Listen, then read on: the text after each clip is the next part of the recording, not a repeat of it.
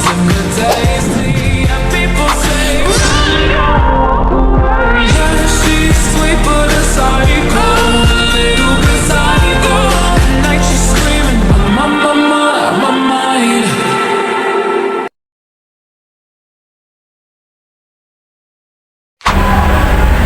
Assalamualaikum warahmatullahi wabarakatuh.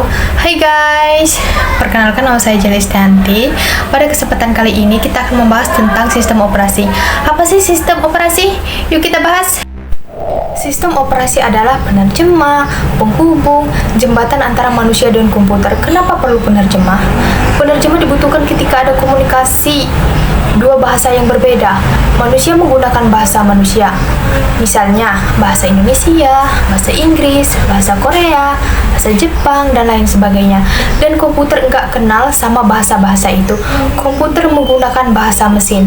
Komputer cuma ngerti iya atau tidak, on atau off, menyala atau mati, 1 atau 0. Contohnya nih, ketika kita mau ketik tombol A ke dalam komputer, setelah kita tekan tombol A pada keyboard, akan ada sinyal bahwa tombol A ditekan. Karena komputer tidak mengenal alfabet A, B, C, D, sampai Z, nah disinilah sistem operasi berperan. Sistem operasi menerjemahkan huruf A tadi ke dalam bilangan biner. Nah, setelah diterjemahkan ke dalam bilangan biner, komputer kan sudah ngerti nih. Lalu setelah komputer tahu bahwa huruf A ditekan, dia akan merespon dengan bilangan biner lagi. Terus sistem operasi akan menerjemahkan lagi bilangan biner itu menjadi huruf A yang ditampilkan di monitor. Proses ini akan berjalan terus-menerus dan berjalan dengan sangat cepat. Terus, apa aja sih sistem operasi yang ada? Sistem operasi itu sangat banyak. Contohnya Windows, macOS, Linux, dan lain sebagainya. Tapi pada kesempatan kali ini kita akan membahas tentang sistem operasi Linux. Secara teknis, Linux adalah sebuah perangkat lunak yang disebut sebagai kernel. Kernel menangani perintah yang disebut dengan tasks, seperti nyalakan sistem dan berinteraksi dengan perangkat hardware. Kernel ini dibuat oleh Linus Torvalds pada 17 September 1991.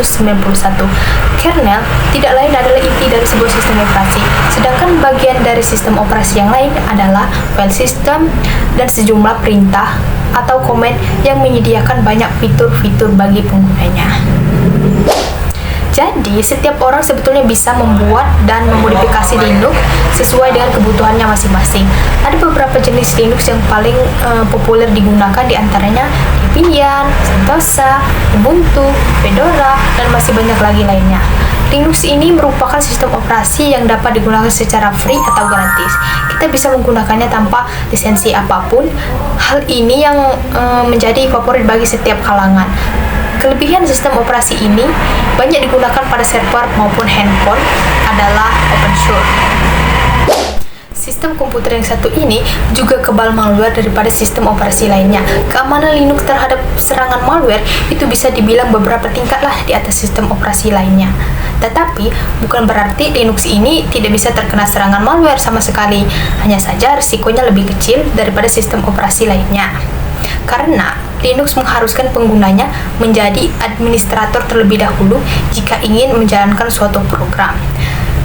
Kelebihan Linux selanjutnya yaitu adanya aplikasi bawaan yang relatif lengkap ketika kamu pertama kali menginstalnya. Bahkan bila penggunanya menginginkan sistem operasi yang khusus untuk tujuan tertentu, aplikasi yang kamu butuhkan mungkin sudah ada nih di dalam sistem operasi Linux. Kelebihan Linux tidak otomatis membuat sistem operasi ini menjadi paling tangguh dan tidak ada celah. Linux tetap memiliki kekurangan dibandingkan dengan sistem operasi yang lain. Bisa dilihat dari segi tampilan dan penggunanya. Kelemahannya adalah tampilan interface yang rumit dan lemah jika kita gunakan untuk gaming, baik di komputer maupun laptop. Gimana nih? Kamu udah mulai kenal dekat kan sama sistem operasi Linux? Mungkin itu saja yang bisa saya sampaikan. Jika ada kekurangan dan kesalahan, saya mohon maaf. Saya akhiri. Wassalamualaikum warahmatullahi wabarakatuh.